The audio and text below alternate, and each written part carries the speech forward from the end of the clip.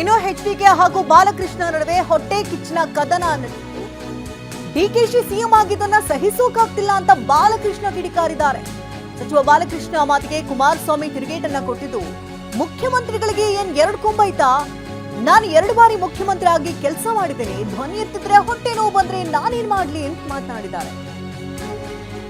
ಹಾಗಾದ್ರೆ ಬಾಲಕೃಷ್ಣ ಏನ್ ಹೇಳಿದ್ರು, ಅದಕ್ಕೆ ಕುಮಾರಸ್ವಾಮಿ ಯಾವ ರೀತಿ ಡೌನ್ ಕೊಟ್ಟಿದ್ದಾರೆ? ಅವ್ರಿಗೆ ಏನ್ ಕಾಣಿಸ್ತಾ ಇದೆ, ಮುಖ್ಯಮಂತ್ರಿಗಳಿಗೆ ಕೆಟ್ಟ ಹೆಸರು ಬರಬೇಕು. ಅವ್ರ ಮನಸ್ಸಲ್ಲಿರ್ತಕ್ಕಂಥ ಉದ್ದೇಶನೇ ಅದು. ಹೊಟ್ಟೆ ಒಳಗಡೆ ತೊಳಸ್ತದೆ ಅವ್ರಿಗೆ. ಅವ್ರನ್ನ ಡಿ.ಕೆ. ಶಿವಕುಮಾರ್ ಅವ್ರನ್ನ ನೋಡಿದ ತಕ್ಷಣ ಹೊಟ್ಟೆ ಒಳಗೆ ತೊಳಸಕ್ ಶುರು ಆಗ್ಬಿಡ್ತದೆ. ಅದಕ್ಕೋಸ್ಕರ ಹಿಂಗೆಲ್ಲ ಮಾತಾಡ್ತಾರೆ. ಕೋರ್ಟ್ ಅಲ್ಲಿ ಇದೆ ರೀ, ಅಷ್ಟು ಸುಲಭ ಮಾಡಕ್ ಆಗಲ್ಲ. ಕೋರ್ಟ್ ಅಲ್ಲಿ ಇದೆ. ಕೋರ್ಟ್ ಅಲ್ಲಿ ಸಾಧಕ ಬಾಧಕ ಎಲ್ಲ ಚರ್ಚೆ ಮಾಡಿ ಕಮಿಟಿ ಮಾಡಿರೋ ಮುಖ್ಯಮಂತ್ರಿಗಳು ನಮ್ಮನ್ನು ಕೂಡ ಅದಕ್ಕೆ ಆ ಕಮಿಟಿಗೆ ಹಾಕಿದ್ದಾರೆ. ನನ್ನನ್ನ ಚಲುವರಾಯ ಸ್ವಾಮಿ ಅವ್ರನ್ನ ಮತ್ತೆ ಪರಮೇಶ್ವರ್ ಅವರ ಅಧ್ಯಕ್ಷತೆಯಲ್ಲಿ ಕಮಿಟಿ ಮಾಡವ್ರೆ. ಆ ಸಬ್ ಕಮಿಟಿ ತೀರ್ಮಾನ ಆದ್ಮೇಲೆ ಕ್ರಮ ತಗೊಂತೀವಿ. ಅದು ರೋಡಲ್ಲಿ ನಿಂತ್ಕೊಂಡು ಕಟ್ಬೇಡಿ ಕಣ್ರಿ, ಹೊಡಿರಿ, ಇಟ್ಕೊಳ್ರಿ, ಇದೆಲ್ಲ ಏನ್ರಿ? ಒಬ್ಬ ಕೇಂದ್ರ ಮಂತ್ರಿ, ಜವಾಬ್ದಾರಿ ಸ್ಥಾನದಲ್ಲಿ ಇರ್ತಕ್ಕಂಥ ಮಂತ್ರಿ ಮಾತಾಡ್ತಕ್ಕಂಥ ರೀತಿ ಗೊತ್ತಿಲ್ಲ.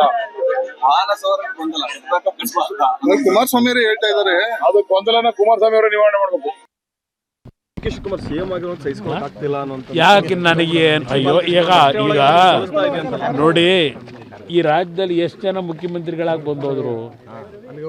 ಅದೇನು ಮುಖ್ಯಮಂತ್ರಿ 2 ಕೊಂಬ ಐತಾ? ನಾನು 2 ಬಾರಿ ಮುಖ್ಯಮಂತ್ರಿಯಾಗಿ ಕೆಲಸ ಮಾಡಿದ್ದೀನಪ್ಪ. ಅದೇನು ದೊಡ್ಡ ವಿಷಯ?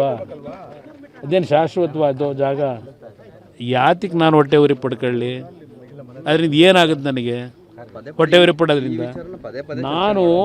ನಾನು ಈ ರಾಜ್ಯದಲ್ಲಿ ರಾಜಕಾರಣಕ್ಕೆ ಬಂದಂಥ ದಿನದಿಂದ ಎಲ್ಲಾದರೂ ಅಕ್ರಮಗಳು ನಡೆದರೆ ಅದನ್ನು ಧ್ವನಿ ಎತ್ತಬೇಕು ಅಂತಕ್ಕಂಥದ್ದನ್ನು ನಮ್ಮ ತಂದೆಯಿಂದ ಕಲ್ತ್ಕೊಂಡಿದ್ದೀನಿ. ಇವತ್ತು ಈ ರಾಜ್ಯದಲ್ಲಿ ಅಕ್ರಮಗಳು ನಡೆದಂಥ ಸಂದರ್ಭದಲ್ಲಿ ಯಾರ್ಯಾರು ಯಾವ್ಯಾವ ಥರ ನಡ್ಕೊಂಡಿದ್ದೀರಿ, ಯಾರ್ಯಾರು ಯಾವ್ಯಾವ ರೀತಿಯಲ್ಲಿ ಅವಕ್ಕೆಲ್ಲ ಬೆಂಬಲ ಕೊಟ್ಟಿದ್ದೀರಿ, ಇವತ್ತು ನಾನು ಧ್ವನಿ ಎತ್ತಿದ್ರೆ ನಿಮ್ಗೆ ಹೊಟ್ಟೆ ನೋವು ಬಂದ್ರೆ ನಾನೇನು ಮಾಡಲಿ? ಡಿಕೆ ಸುರೇಶ್ ಎಚ್ಡಿಕೆ ನಡುವೆ ಪಾಪದ ಕುಳದ ಫೈಟ್ ಶುರುವಾಗಿದ್ದು, ಅವರ ಪಾಪದ ಫಲ ಇದು ಅಂತ ಡಿಕೆ ಸುರೇಶ್ ಕಿಡಿಕಾರಿದ್ದಾರೆ. ತೊಳೆಯೋ ಕೆಲಸವನ್ನ ಹಂತ ಹಂತವಾಗಿ ಮಾಡ್ತಾ ಇದ್ದೇವೆ. ಕುಮಾರಸ್ವಾಮಿ ವಿರುದ್ಧ ಡಿಕೆ ಸುರೇಶ್ ಪರೋಕ್ಷವಾಗಿ ಟಾಂಗ್ ಕೊಡ್ತಿದ್ದವು. ಡಿಕೆ ಸುರೇಶ್ ಮಾತಿಗೆ ಕೇಂದ್ರ ಸಚಿವ ಎಚ್ಡಿಕೆ ಕೆಂಡರಾಗಿದ್ದಾರೆ. ಕೊತ್ವಾಲನಿಗೆ ಹೆಂಡ ಕೊಡುತ್ತಾ ಇದ್ರು ಕೂತಿದ್ರು ಅಂತ ಹೇಳ್ತಾರೆ. ರಾಮನಗರಕ್ಕೆ ನಾವು ಬಂದಾಗ ಕನಕಪುರ ಹೇಗಿತ್ತು, ವಿದ್ಯುತ್ ಕನೆಕ್ಷನ್ ಕೊಡಿಸಿದ್ದು ಎಚ್.ಡಿ. ದೇವೇಗೌಡರು. ಡಿಕೆ ಬ್ರದರ್ಸ್ ವಿರುದ್ಧ ಕುಮಾರಸ್ವಾಮಿ ಕೆಂಡ ಮಂಡಲರಾಗಿದ್ದಾರೆ.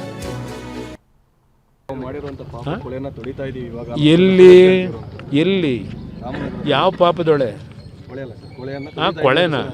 ಎಲ್ಲಿ ಕೊಳೆ ಇದೆ? ಎಲ್ಲಿದೆ ಕೊಳೆ?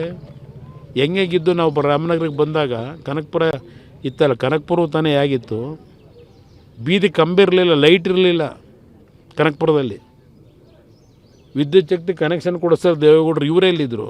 ಆಗ ಅಲ್ಲಿ ಕೊತ್ವಾಲನಿಗೆ ಎಂಡ ಕೂಡ ಬಾಟ್ಲು ಹೊಟ್ಕೊಂಡು ಕೂತಿದ್ರು ದೇವೇಗೌಡರು ಕೆಲಸ ಮಾಡೋದು.